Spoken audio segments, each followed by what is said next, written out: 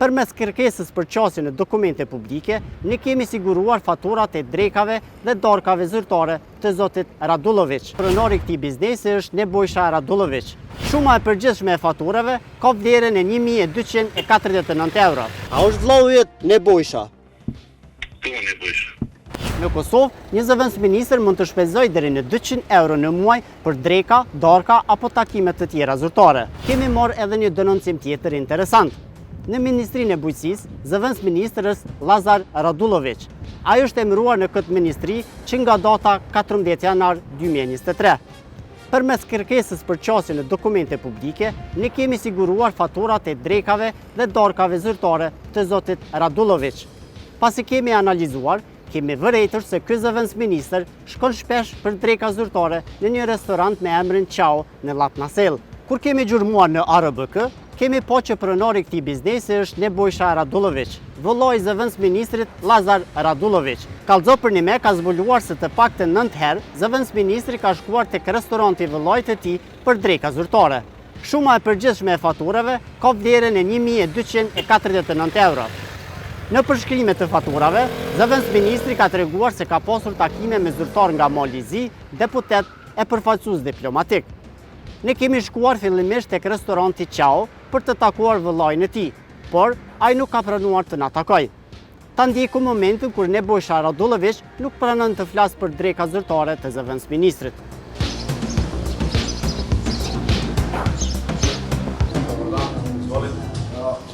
Nebojša, shef të vašeg naroda, znači da je posao.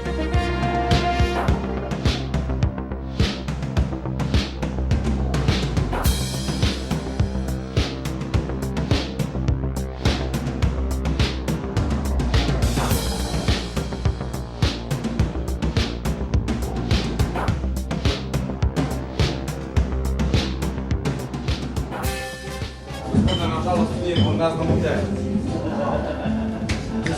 Od Kalzo.com, znaš, od Prištine i samo da ga pitam nešto u vezu sa restoranom. Verujte mi da nije to. Ja bih ga pozvao da, ali ja sam ga sad zvao, ali vidim ne odziva se. Gde je čovjek, ne znam gde. Trenutno nije tu.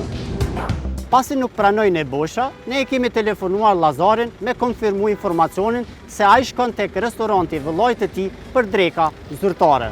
Alo, përshëndetje. Përshëndetje. Zotni Lazar, si jeni, a jeni mirë? Po, mirë. A ju pengoj diçka, të lutem? Pak. Më fal, jam Valon Fana, gazetar nga Kalzo.com. Aha. Zotni Lazar, thirr mi u pyet, e kemi pa që shkoni në restorant e vllau juaj, tek restorant Qao, Po. edhe keni pas disa dreka zyrtare atje.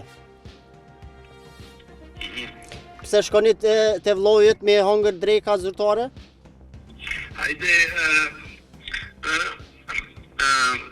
Hajde, mesazh me Viber me Google Translate.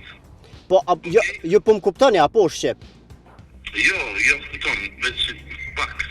Te restorant Qao, keni shku dikun 9 herë keni hongër dreka zyrtare. Te vllau yt. Po, A është vllau yt Nebojša? po, Nebojša.